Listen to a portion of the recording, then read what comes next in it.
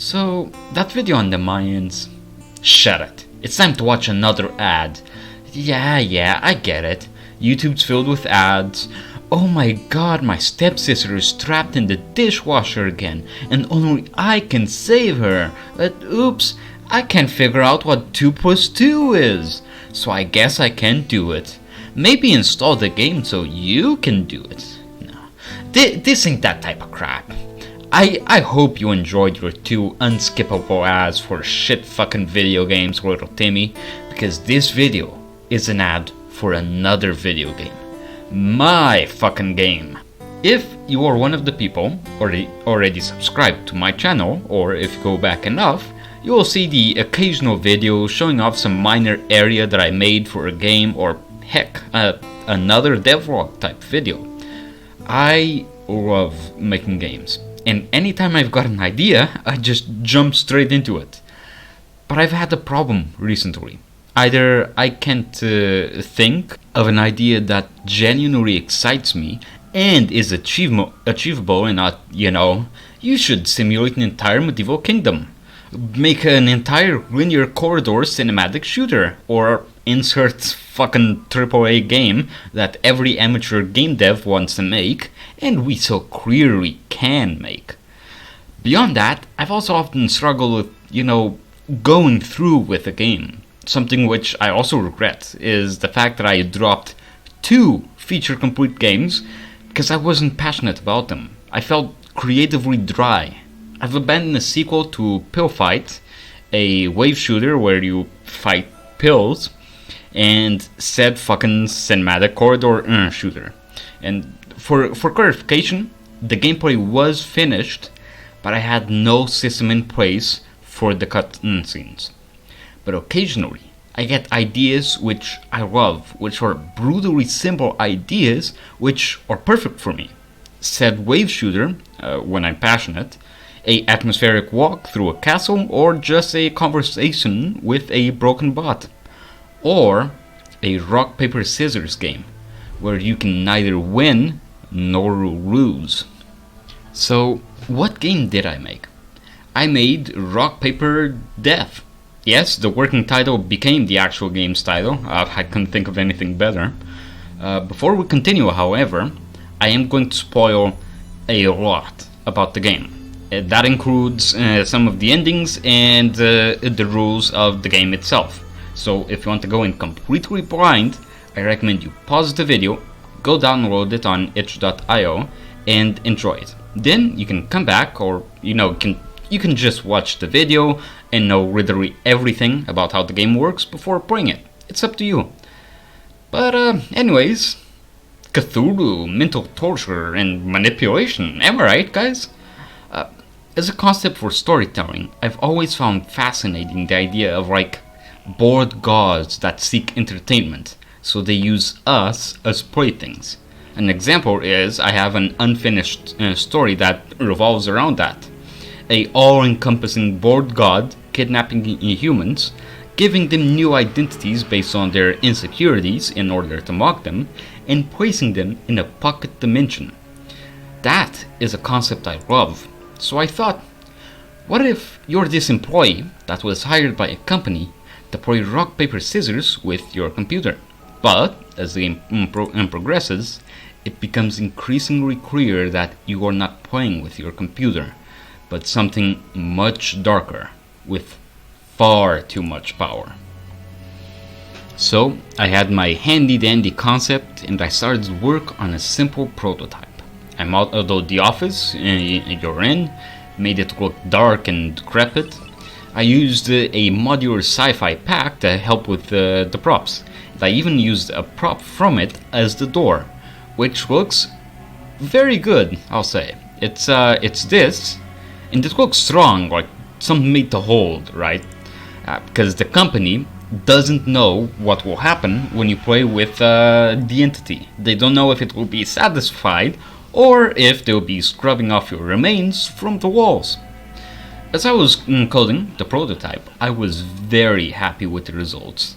Mainly that I didn't have to troubleshoot a goddamn thing. The concept, the basic concept worked almost immediately. It responded properly.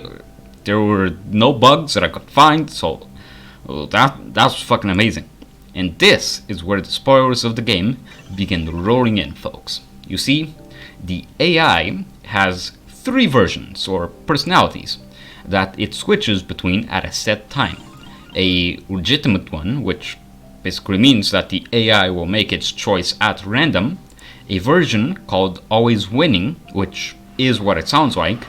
The AI waits until you make your choice and picks the choice that will beat yours every single time.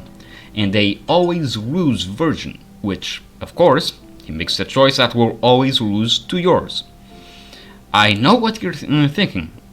That's bad game design. How do I know if he's switched AI types? Can I revert him back? Does that mean the AI will randomly just let me win or force me to lose? Well, the answer to that is you don't, yes, and no.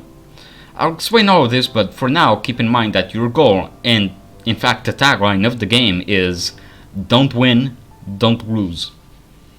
Your only indication that the AI has switched is that all of a sudden, no matter what button you press, you keep losing the matches or winning literally all of the time. When that happens, you can press this handy dandy button to have the entity revert back to its normal playstyle. But be careful, because if you press the button and the AI is in its legitimate playstyle, this adds 5 points to your loss tally. And if the win-loss margin gets too wide, well, you're gonna be a great kebab for Cthulhu. But you lose, whether you win too many rounds or lose too many. So how do you win? By keeping the score as balanced as possible. If you hit the same number of wins and defeats enough times, you win the game.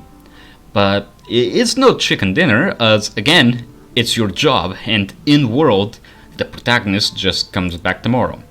And I found the AI's ability to change playstyles actually pretty useful and fun in its own regard. Imagine you're dominating the game, you're at 5 more wins than defeats, then you notice that the AI has switched to auto win, and instead of immediately having it revert to its legitimate playstyle, you could let the game play out like this for a bit, so you can catch up and reduce the margin. So there I was, getting ready to implement the horror elements, when I looked back at the AI, and even during my test instinct, I was getting bored. I was pressing just one button to rush to the things I wanted to test, and I was wondering why. Then it hit me. It's RNG. There's no real strategy beyond the reset AI function I made. No matter what you press, the AI's choice is completely and utterly random, with no thought of its own. But I knew how to fix it. You see, I added in 3 separate counters for the 3 choices in the game. Each one checks how many times you chose the respective buttons, and it adds a 1 to that counter. Then, for the AI itself, I made it so it checks which counter has the highest value, and depending on which is the highest, the AI, or I guess entity, will prioritize the best response to beat you during its legitimate playstyle.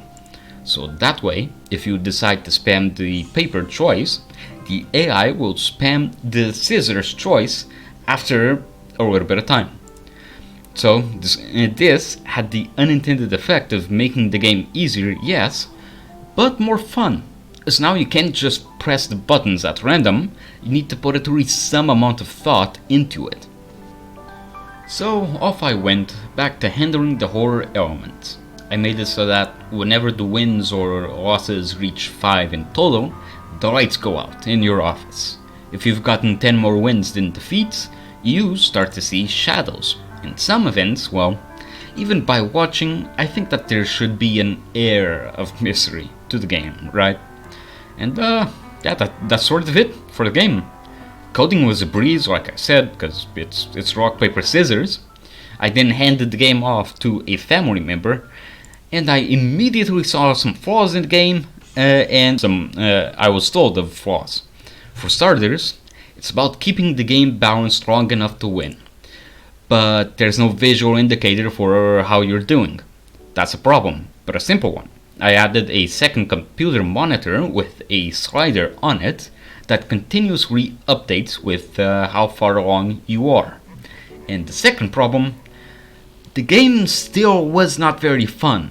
So to help, I added in some more sound effects for wins or losses. For example, that can reflect the mood of who you're playing against, and some minor events in the game. I also went back and added a slight visual indicator when the AI changes its playstyles, because after a bit it really started to make me irritated that the AI would just switch at random. And that's it. That's the game. A spooky rock paper scissors. I hope you've enjoyed the video. Go play my game, or else. Tell me what you thought. It isn't perfect, mind you, and yeah, stay tuned for more.